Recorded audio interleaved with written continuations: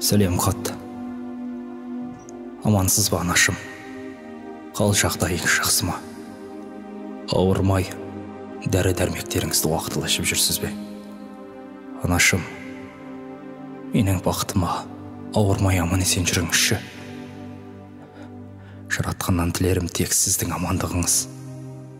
Анашым, мен уайымдамаңыз. Жағдайым жақсы, аман жүрмін. Бірақ сізден нені жасырам? Ана жүрегі бәрінде сезеді ғой. Түрме қараңғы, суық көргенім қорлық. Қарным бірде тоқ, бірде аш. Түрменің қара камерасына, солдаттардың иттерінің үргеніне әлде үйрене алмай жатырмын. Анашым, тіліңізді алмай, шетелден теріс білім алғаныма, досымды дұшпанға айырбастағаныма, Алла жолын таңдамай, шайтан жолын таңдағаныма, арама пиғыл содырларды бір тұтқаныма өкінемін. Анашым, өкінемін. Анашым, біз әлі бақытты боламыз. Ал ендеше осымен хатымды аяқтаймын. Аман болыңыз анашым. Жаратқаным жар болсын.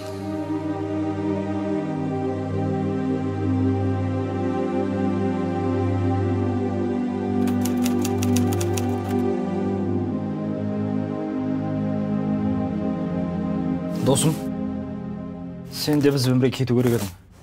Ұстаздарды көретін ең. Қандай ұстаздар қойық та? Қайда кетті? Мама! Мама! Ау, балам. Мен футболкам мен шалбарым қайда кетті? Сол шкафтың ішінде тұр ғой, балам. Шкафтың? Кеше жуып үтіктеп қойғам. Мына жақта екен ғой. Сағи, балам, маған қараш. Сол шетелге бармай-ақ қойсаң, қайтеді? Жүрегім бір жаман бір нәрсені сезіп тұр, балам. Осында еркін досыңмен бірге Нұр Мүбәрак университетінде оқи берсең де болады ғой. Оның үстіне мешіттегі ұстаздарыңда жолдама беріп тұрсаған. Мама, өтінем сенен, балам, тағы. Мама, қойыңшы. Мен сізге айттым ғой. Ол жақта білім басқаша. 2 жыл оқып келем болды. Түсініңізші? Алла бұйыртса досымыз екеуміз бір мешіттің иманы боламыз. Медреседе сабақ береміз. Алаңдай өрмеңізші болды. Алла бұйырса. Қазір, балам. Сағи, анаң дұрыс айтады. Бармай-ақ қойшы сол шетелге. Аллаға шүкір, Нұр Мүбәрак университетіне екеумізде түсіп отырмыз.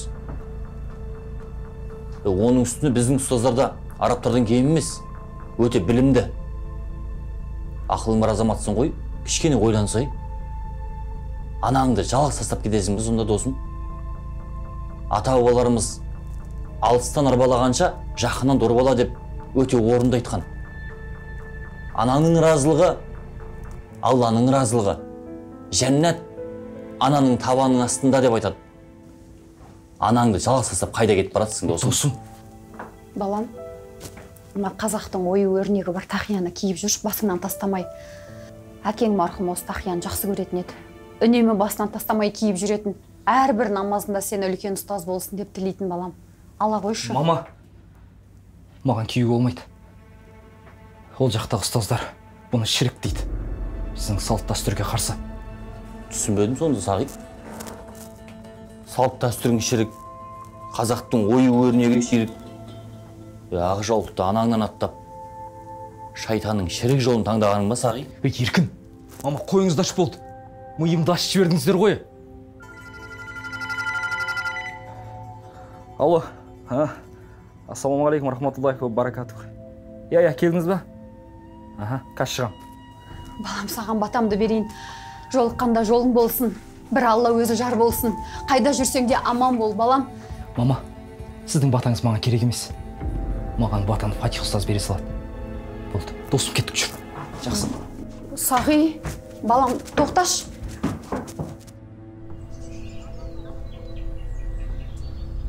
Фатих ұстаз, ассалаумағалейкум. Уағалейкум ассалам ва рахматуллахи ва баракатух. Қалайсың, ахи? Жақсы. Ахи, сені соншама шәкірттердің арасынан ең таңдаулысы сен болдың. Иншаллах, Аллахтың жолында шейхтардың аманаттарын орында. Мынау сені самолетке билетің. Ол жақта сен нағыз исламды үйренетін боласың. Ол жақтан оқып келген соң, мына жердегі бидағатшы, кәфир, бейнамазшылардың көзін құртатын боламыз. Аллаху акбар. Аллаху акбар. Ұстаз, мен кеттім. Ал, жолың болсын, ахи. Жарайды.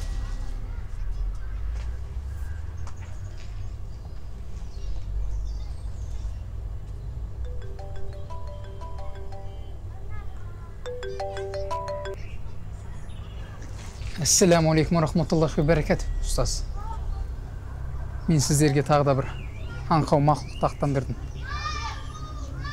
Өзі аңқау, сенгіш. 10 минут өткендегідей проблемалар болмайды. Ұстаз, Аллаху акбар, Аллаху акбар. Ассаламу алейкум рахматуллахи ва баракату.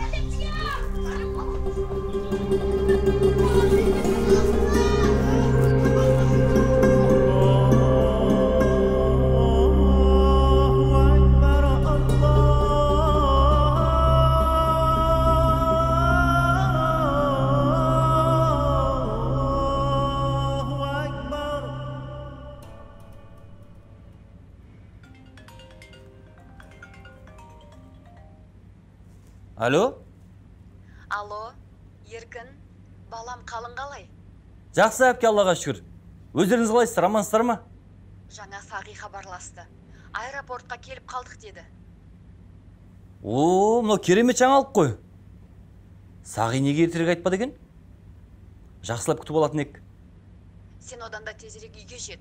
Біз Сағиді үйде күтіп аламыз. Жарай ма? Болды әпке, қазір, тез жетем. Мынау бір жақсы жаңалық болды.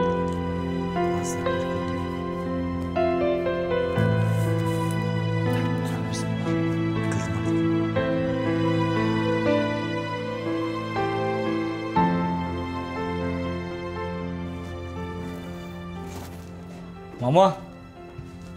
Мама! Мама қайдасыз? Балам, Сағиым келді. Шашу! Шашу! Ұлым, алтыным. Қош келдің, балам, қош келдің. Аллаға шүкір, аман есен келдің ғой. Қалың қалай? Мен шай демдеп қойдым.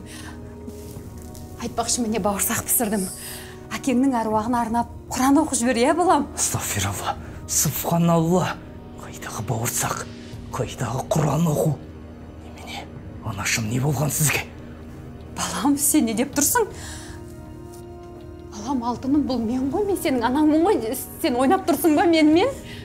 Үстіңдегі не ой өрнек, мұның бәрі шірік. Адасқансың сен. Сағи, балам, бұл кәдімгі өзіміздің қазақтың ойы өрнегі бар шапан ғой, ұлым. Бәрін қойшы, мен саған кетіп бара жатқанда айтқам. Намаз оқы, Құран оқы деп айтқамын. Намаз оқып жүрсің бе? Әрине, балам, сенің досың Еркін. Қазір мешіттің бас имамы. Соған барып, Құран оқып, намаз үйреніп жүрмін, балам. Қайдағы мешіт, қайдағы иман? Оның бәрі адасқандар. Оның бәрі түгелімен бидағатшықтар. Мен сенімен бірге тұрмайым. Алтыным-ау, қозым-ау, сен не деп тұрсың ба? Мен сенің қолыңнан тамақ ішпеймін. Балам, бұл мен ғой, сенің анаң. Неге мен соншама қорлап тұрсың сен? Фатих ұстаз. Балам, тоқтай тұр, балам, тоқта. Фатих ұстаз, кеттік. Жүр. Тоқтай, сен. Осының бәрін жасап жүрген сендерсіңдер ғой, баламның миын уландырып жүрген сендер ғой, арам пиғылдылар. Субханалла. Астағфиралла, субханалла. Ахи, кеттік. Ұятсыздар. Анасын баласынан, баланы анасынан айыратын сендер кімсіңдер, кімсіңдер? Баламның миын уландыр. Балам, Сағи. Ахи, сен тыңда. Бүгін шейхтардан үлкен тапсырма келді. Қандай тапсырма? Сен оқыған мешітке бар. Сол жерде Еркін досын сабақ беріп жатыр. Сол жерге барып ретке саламыз. Психологический атака жасаймыз. Содан соң әлгі жерге өзіміздің сенімді жастарымызды жинап қойғамын. Шейхтардың берген кітапшалары мен дискілерін тартатын боласыңдар. Иншалла харамыз көбейіп жатыр. Түсіндім, ұстаз. Аллаху акбар. Аллаху акбар. Аллаху акбар. Аллаху акбар. Аллаху акбар.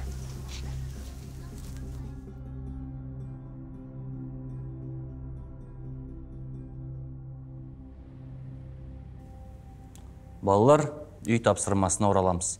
Бағдәулет, Ықылас сүресін оқи ғой. Бисмиллахир-рахманир-рахим. Кул хуаллаху ахад, Аллаху самад, лам ялид ва лам юлад, ва лам якул лаху куфуан ахад. Ай, жарайсың. О?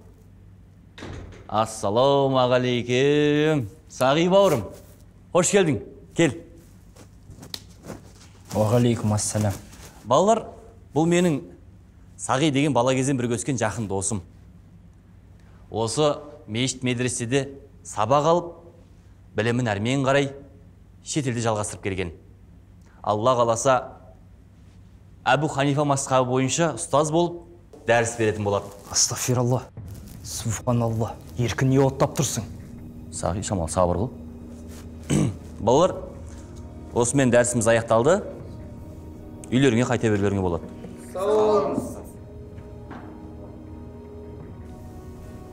Сағи, не айтып тұрсың сен? Қандай дәлелің бар сен? Ай, досым-ай, теріс жол таңдапсың ғой. Райыңнан қайт, ана үйдегі жалғыз анаңды ойласай? Еркін, ақылың өзіңе. Ұсталсын тұрғанда сен сияқтың кафирдің сөзін естімеймін. Астағфиралла. Субханалла. Сонда сенің қандай дәлелің бар? Дәлел? Менің дәлелім шейхтар мен ұстаздарда. Мына сендер адасқансыңдар. Сендердің намаздарың дұрыс емес. Абу Ханифа мазхабы бойынша адасқансыңдар. Түсіндің бе? Субханалла. Астағфиралла. Сағи!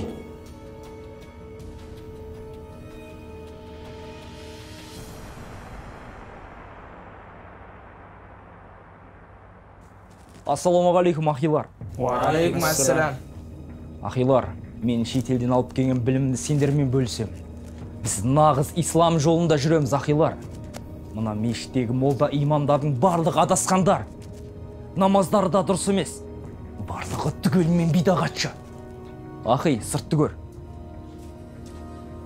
Таза. Дискі мен кітаптар тарат бер. Мына дискілерде шейхтардың уағыздары. Ал мына кітаптарда жихадқа шақыратын уағыздар. Жақсылап оқып, жақсылап тыңдаймыз. Және жан-жаққа таратамыз. Абайлаңдар, ахилар. Ахилар, мы сила. Аллаху акбар! Аллаху акбар! Аллаху акбар!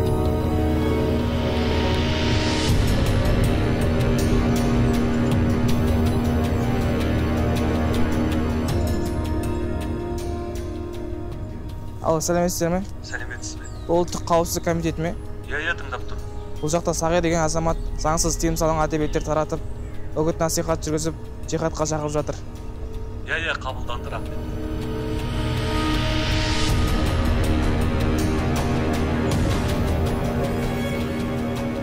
Қоймұратов Сағи Төлегенұлы 2001 жылы туылған. 2019 жылы Қазақстанда рұқсат етілмеген шетелдік теологиялық оқу орындарында білім алып, деструктивті діни ағымдардың ықпалына түскен. Халықаралық радикалды террорлық топтардың құрамында болған. 2022 жылы елге оралып, Қазақстан Республикасының қылмыстық кодексінің терроризмді насихаттау немесе терроризм актісін жасауға жария түрде шақыру 256 бабы бойынша кінәлі деп танылып, 7 жыл 10 айға бас бостандығынан айырылған.